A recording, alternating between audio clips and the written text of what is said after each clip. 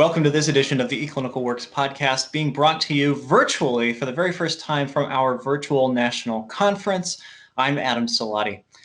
Today we have with us Mark Mancini, Chief Information Officer of Little River Medical Center, who's going to be discussing how his organization has continued to adapt and thrive as the COVID pandemic continues. Mark, thank you so much for taking the time to be with us today.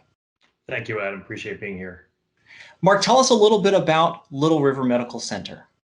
Little River Medical Center has been around 41 years. We're a federally qualified health center located in Horry County in South Carolina, which is pretty much Myrtle Beach, the hotspot of COVID.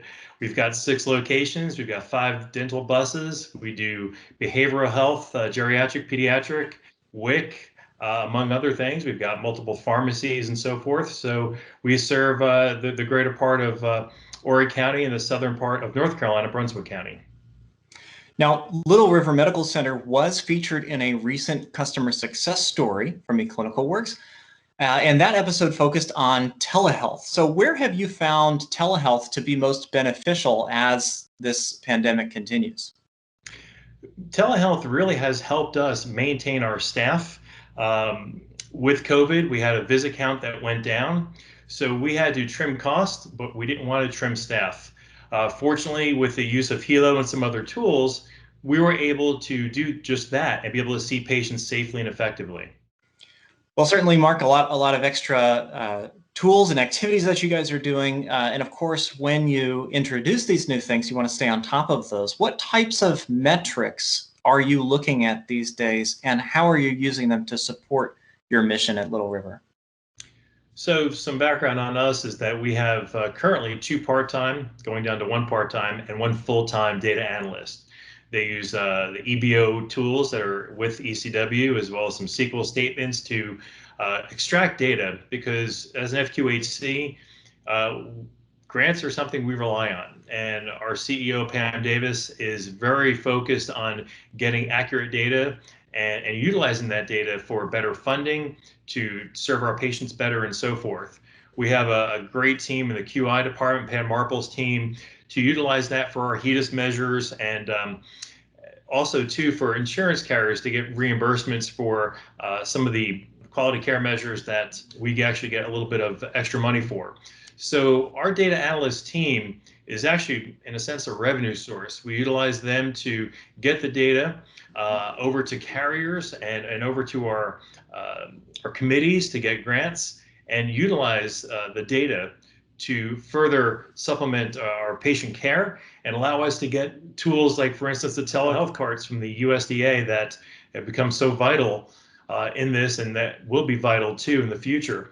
The other thing too is we utilize these tools for not only financial incentives for employees and so forth, but it's to help better manage our growth. We also use the HEDIS analytics and population health tools that are in eCW to let our providers know where they factor in compared to other providers with seeing patients and colorectal health screenings, hyperlipidemia, diabetic education, and so forth, to make sure that we're seeing the patients in enough frequencies to care better for their health, and make sure that they're being proactive with their care. Well, you can't continue to provide services without funding, and it sounds like you're doing a great job of using those reports to support and secure those resources to continue patient care. Great job on that. Now, you mentioned while in that discussion the HEDIS quality measures. Now, we know that you're using the HEDIS analytics tools from eClinicalWorks. Mm-hmm. What has your experience been in managing those quality measures for patients? Well, I mean, the experience has been positive. It's great having a tool built into our EMR that provides this information for us. Unfortunately, we're still around the 10-month mark. And once we get past the 1 year, where we have good metrics in there to better report and acknowledge these, we'll be doing even better. One of the things we utilized these reports for, as well as other third-party tools in our data analyst, is getting through these tough times of patient visits. How can we create patient visits? So we utilized these tools for annual wellness visits for patients with hyperlipidemia and diabetic issues that we wanted to make sure they came in on their regular scheduled visits. And if we couldn't do it physically, we can do it virtually. So we utilize that to help increase our patient visits for each day. So we were more proactive in the last several months with reaching out to patients to bring them in, but we needed to make sure that we were able to keep our doors open. The data collection and reporting with EBO has been great. We've got much better tools, much more tools than we had prior with our other EMR that we had. And the EBO tool certainly gives you a lot of flexibility with reporting, being able to find that data wherever you may have stored it in eClinicalWorks. But reporting is only one side of the equation. How are you making sure that your providers are aware of the statuses of those gaps without bogging them down with reports? The great thing about eCW is that everything's right there in the one screen. We utilize the browser-based version, so in the right-hand panel, we've got the Pop Health tool, so we know when they're due for certain things. The other thing too is our state organization has funded another tool for us, so it's helped augment with morning huddles to make sure that the providers are meeting with their team and knowing that the patients, what patients are coming in, what they'd be needing to cover with each patient. One of the other things that we do, it's a great tool our QI department did, is for our newborns. We actually have a great tool where we have a card that we furnish to all of our newborns.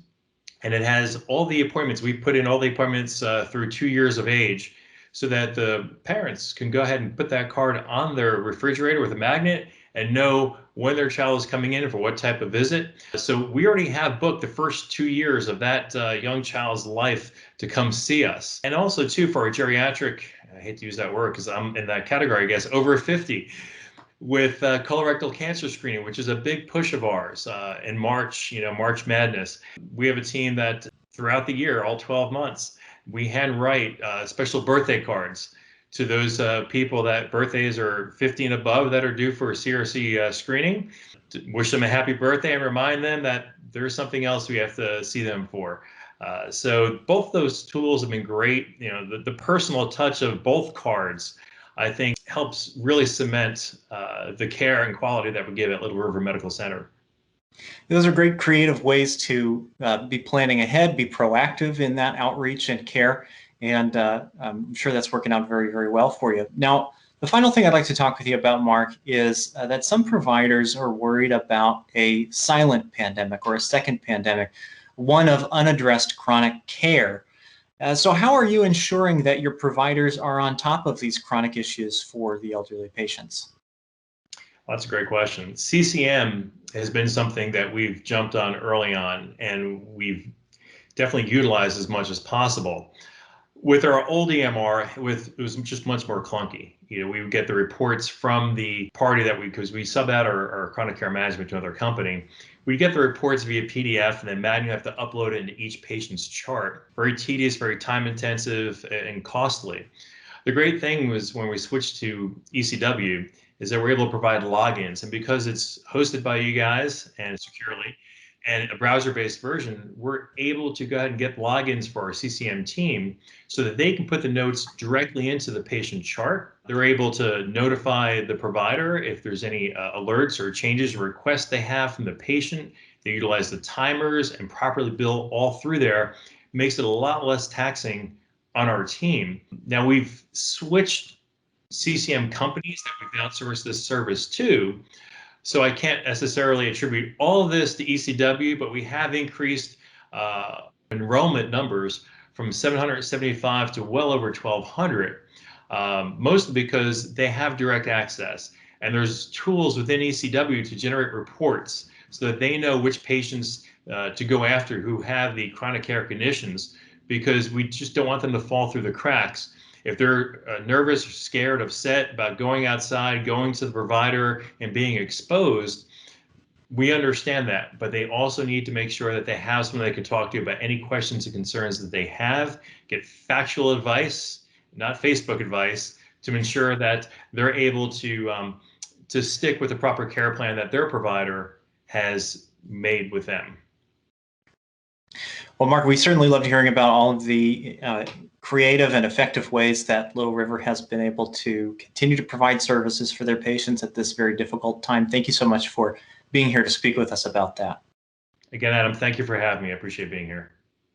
If you'd like to learn more about any of the topics that we've discussed here on our podcast today, you can, of course, visit my.eClinicalWorks.com, where we have documents, videos, eCW University, and a variety of other tools available to help you to understand and master these tools. You can also, of course, speak with your strategic account manager. And don't forget to check out our other podcast episodes on iTunes, YouTube, or my.eClinicalWorks.com. For the eClinicalWorks podcast, I'm Adam Salati. Thanks for watching.